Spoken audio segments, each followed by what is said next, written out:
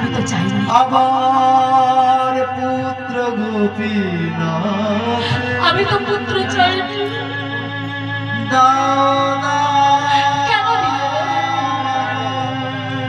কেন দিলে তুমি আমায় পুত্র? ফিরিয়ে দে। দিলি যখন কেড়ে কেন নিলি? আমি তো চাইনি তোর কাছে পুত্র, আমি তো চাইনি সংসার, আমি তো চাইনি স্ত্রী। কেন দিলি গোপীনা? আর দিলি যখন কেড়ে বা নিলি কেন? গোপীনাথের চরণে আছাড় খেয়ে পড়ল মা।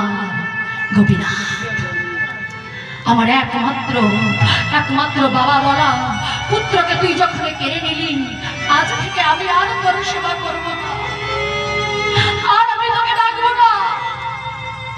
আজ থেকে আমি তোর চরণে অনাহারে অনিদ্রায় আমি আমার জীবনটাকে শেষ করে দেব।